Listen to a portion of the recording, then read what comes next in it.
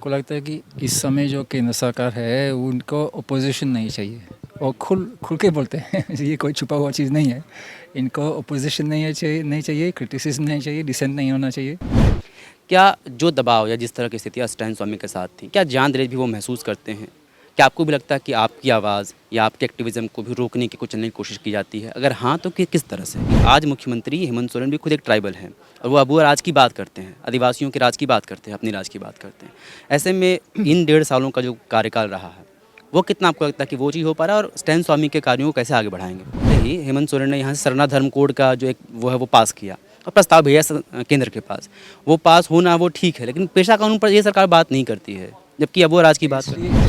तो अगर राज्य सरकार पैसा के पक्ष में है तो पैसा के रूल्स बनाएं और पैसा को लागू करें, तो इस तरह के कदम उठाए जा सकते हैं। तभी हम मानेंगे कि स्टैन स्वामी का सोच को राज्य सरकार मानता है। नमस्कार। फादर स्टैन स्वामी की मौत ने देश में एक नई चर्चा छेड़ दी है। वो यही कि एक्टिविज़्म के दौरान जो कुछ होता है, जो आरोप लगे वो तो ठीक है, लेकिन 80 साल 84 साल की उम्र के बावजूद उन्हें छोड़ा नहीं गया, बेल नहीं दिया गया, जबकि कई बार पिटिशन दिए गए। एक्टिविज़्म को लेकर, स्टैन स्वामी को लेकर और जिस तरह की बातें आ रही इन तमाम मसलों पर बातचीत करने के हमारे साथ इकोनॉमिस्ट जियान दरेज हैं, जो किसी पहचान की तो मोहताज नहीं है। आपका हम स्वागत करते हैं जियान। फादर स्टैन स्वामी की मौत एक बड़ा घटनाक्रम देश में देखने को मिला, जिसके बाद तमाम एक्टिविज़्म के फील्ड में और जो कई सभाएं या आप लोग जो ऑर्गेनाइजेशन चलाते हैं, एनजीओज, उन्हें खुलकर सामने आए और सबका कहना है कि भाई एक न्यायिक हत्या थी, एक जुडिशियल कस्टडी में उनकी मौत, मतलब जानबूझ के मारा गया है, सरकार की तरफ से किया गया। क्या जान दरेज भी मानते हैं कि ये, आप भी यही मानते हैं कि एक न्यायिक हत्या थी, या क्या लगता है आपको? इसकी मौत को कैसे देखते हैं आप? बिल्कुल, क्योंकि देखिए अगर आपको पता है कि ये 84 साल का व्यक्ति है जिसका पहले से भी उनका स्वास्थ्य ठीक नहीं है, पार्किंसंस डिजीज़ है, आर्थराइटिस है और कई चीज़ें हैं, फिर जेल जाके कोविड हुआ, हेडेक्स, लूज मोशन, तरह तरह की समस्याएं थी। और आपको पता है कि अगर बेल नहीं देंगे तो शायद ज़्यादा समय नहीं रहेंगे। स्टैन को भी पता था, सबको पता था। आप उस जेल में आप रख रहे हैं जिसमें एक भी एलोपैथिक डॉक्टर नहीं है, केवल 1-2 आयुर्वेदिक डॉक्टर है, तो वहाँ अच्छे से इलाज नहीं होगा। और आप बेल रिजेक्ट कर रहे हैं, तो ये हमको लगता है कि सीधा एक तरह का डेथ पेनल्टी है। ठीक है, पहली बात। दूसरी बात, ये सवाल उठता है कि इतना क्रूअल्टी क्यों हो रहा है? मतलब इस बेचारे 84 साल के व्यक्ति को इतना क्रूअल ट्रीटमेंट क्यों हो रहा है? इसका कोई मतलब नहीं दिख रहा है, क्योंकि वो भाग नहीं रहा था, वो पूरा कोऑपरेट कर रहा था ये इन्वेस्टिगेशन एजेंसीज के साथ। कोई फ्लाइट रिस्क नहीं था, टेम्परिंग ऑफ एविडेंस का कोई रिस्क नहीं था, किसी चीज़ का रिस्क नहीं था, फिर भी आप बेल क्यों रिजेक्ट कर रहे हैं? और इसका सवाल साफ ये है कि this is how all the UAPA under trials are treated. Systematically इनका बेल रिजेक्ट किया जा रहा है। तो ये समझना बहुत ज़रूरी है कि जो ट्रीटमेंट स्टैन स्वामी को दिया गया, ये सारे UAPA अंडर ट्रायल्स का स्थिति भी है। और स्टैन खुद कह रहे थे, खुद बार बार बोल रहे थे कि आई एम नॉट यूनिक, मैं एक प्रक्रिया का हिस्सा हूँ। और मैं समझता हूँ कि अब स्टैन स्वामी को एक प्रतीक समझना चाहिए इस पूरी स्थिति का। हाँ, क्योंकि खुशी की बात यह है कि अभी आप एनजीओज़ की बात करें, लेकिन केवल एनजीओज़ नाराज़ नहीं, पूरा पब्लिक नाराज़ है। पूरा पब्लिक को लग रहा है कि ये तो बड़ा अन्याय हुआ है। तो इस माहौल को लेकर हमको ये पूरा न केवल UAPA लेकिन बेल रेजिम का सवाल उठाना है। और अंडर ट्रायल्स का, जिसमें हज़ारों लोग हैं और ज़्यादा से ज़्यादा कमज़ोर लोग हैं, जिनको पता भी नहीं है कि मेरा ट्रायल का क्या स्थिति है, कब होगा, क्या नहीं होगा, जिनका शोषण वकील लोग करते रहते हैं उनका पैसे लेके, जिनका परिवार का स्थिति बर्बाद हो जाता है पैसा खर्च करते करते, और अल्टीमेटली एक्विट अगर हो भी तो भी तब तक उनका 3-4 साल के बाद उनका जीवन बर्बाद हो गया। तो ये जो पूरा अन्याय हो रहा है, इसको अभी इस मुद्दे को सामने लाना बहुत ज़रूरी है। तो स्टैन स्वामी की मौत ने कम से कम उन तमाम लोगों के जो मसले हैं वो सामने ला दिए, जो अंडर ट्रायल्स हैं, जो विचाराधीन हैं, कि भाई उनके साथ भी जो हो रहा है। क्यों लगता है जियान दरेज आपको कि सरकार ऐसा क्यों करेगी? क्या इसके, एक तो ये हुआ कि भाई उस पर आइए, उन पर इन्वेस्टिगेट कर रही थी और उन पर राजद्रोह का मुकदमा भी दर्ज था, वो तो एक मसला है।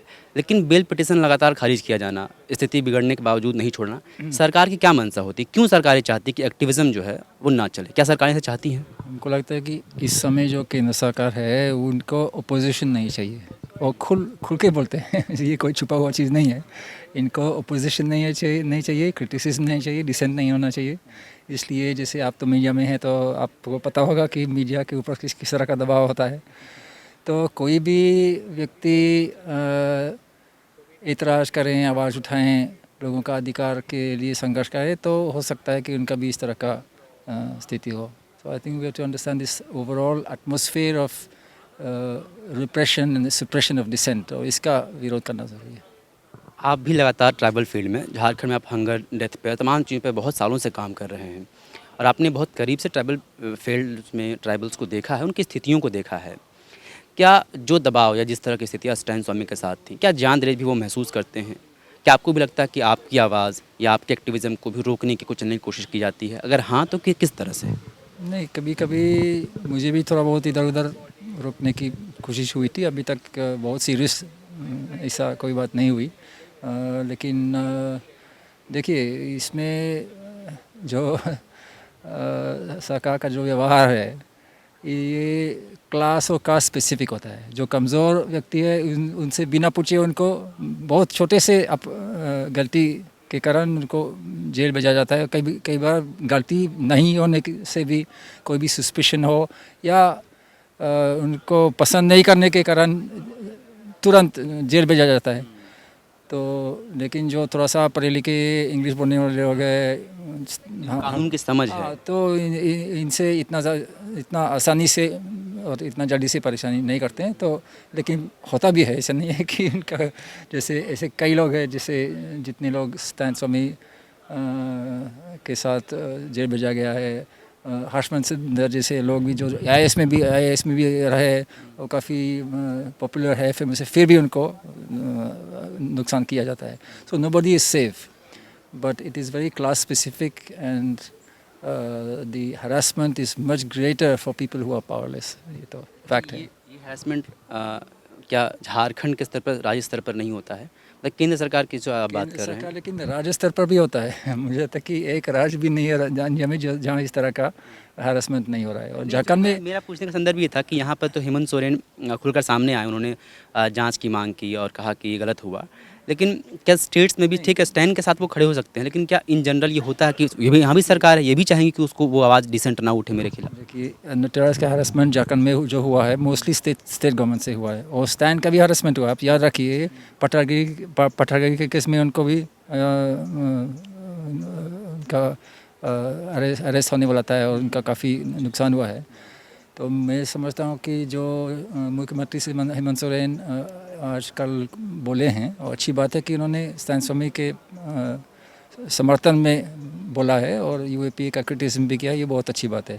लेकिन बोलना एक चीज़ है और करना एक चीज़ है। तो हम देखना चाहेंगे कि मुख्यमंत्री अंडर ट्रायल्स का जो जिसके ऊपर अन्याय हो रहा है, उसको इसमें न्याय लाने के लिए क्या करेंगे, क्योंकि राज्य सरकार भी काफ़ी कुछ कर सकते हैं।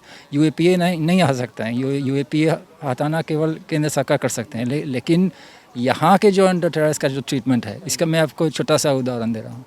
झारखंड में 1 साल से ज़्यादा समय से, जैसे जब से कोरोना आया है, किसी भी कैदी को मुलाकात का मौका नहीं मिला, लगभग 1.5 साल से। हाँ।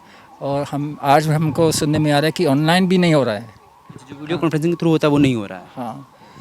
तो इसके बारे में राज्य सरकार कुछ तो कर सकते हैं ना।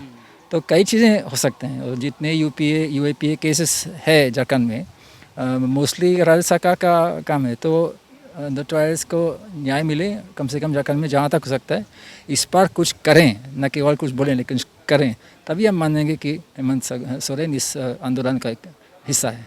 अच्छा, ये एक और थोड़ा सा बस, स्टैन स्वामी की मौत के बाद जो उनका जो विज़न था, जिन चीज़ों को लेकर वो लड़ाई लड़ रहे थे, उससे किस तरह से कैरी फॉरवर्ड किया जाना चाहिए?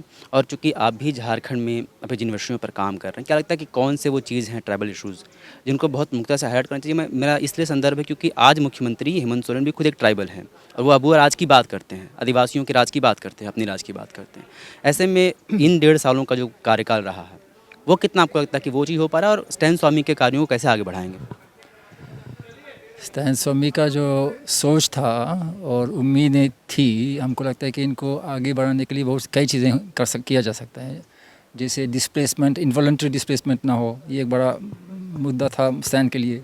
वो कई बार बोले हैं कि 1 इंच ज़मीन नहीं देंगे। उनके दिमाग में साफ था कि यहाँ जो भी ज़मीन है ये आदिवासियों की ज़मीन है और इसमें कोई फोर्स डिस्प्लेसमेंट नहीं होना चाहिए। दूसरा, जैसे पैसा कानून है, पैसा कानून तो है लेकिन उसका क्रियान्वयन नहीं हो रहा है। इसका एक कारण है कि इसके लिए अभी तक रूल्स नहीं बने। जब तक रूल्स नहीं बनेंगे तो इसका क्रियान्वयन नहीं हो पाएगी। तो अगर राज्य सरकार पैसा के पक्ष में है तो पैसा के रूल्स बनाएं और पैसा को लागू करें, तो इस तरह के कदम उठाए जा सकते हैं। तभी हम मानेंगे कि स्टैन स्वामी का सोच को राज्य सरकार मानती है। आपने पैसा का जिक्र किया है, जहाँ तक मेरी समझ है जहाँ वो यही है कि पैसा कानून सरकारें इसलिए लागू नहीं करना चाहती हैं क्योंकि इनसे पावर जो है वो डिस्ट्रीब्यूट होगा। अब कोई भी सरकार नहीं चाहे कि मेरा पावर जो है वो कहीं और जाए, ग्राम सभाओं के पास जाए। तो ऐसी स्थिति में राज्य सरकारें, क्या लगता है आपको, इस पक्ष में हैं? या चूँकि देखिए इस बार कुछ दिन पहले ही हेमंत सोरेन ने यहाँ से सरना धर्म कोड का जो एक वो है वो पास किया और प्रस्ताव भेजा केंद्र के पास।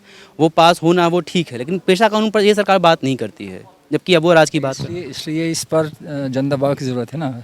राज्य सरकार अपने आप नहीं करेंगे, लेकिन जन आंदोलन से अगर दबाव बने तभी हम उम्मीद कर सकते हैं कि इसे कुछ कदम उठाए। करते हैं कि फिर बगीचा इन पेशा कानून और स्टैन स्वामी के तमाम चीज़ों को लेकर फिर आगे बढ़ना चाहेगा। हाँ, पैसा एक उदाहरण है और कई चीज़ें हैं। डिस्प्लेसमेंट की बात है, जल जंगल ज़मीन, पैसा, फॉरेस्ट राइट टैक्स का इम्प्लीमेंटेशन, नरेगा को भी देखिए। नरेगा इतना सुंदर कानून है झारखंड के लिए। आप सूत्रधार रहे हो? नहीं, मैं सूत्रधार नहीं हूँ, लेकिन मुझे लगता है कि पूरा इंडिया में और कोई राज्य नहीं है जिसमें नरेगा का इतना सुंदर काम हो सकता है और 90% खर्च केंद्र सरकार कर रहे हैं। तो झारखंड के लिए इट्स अ ब्लेसिंग।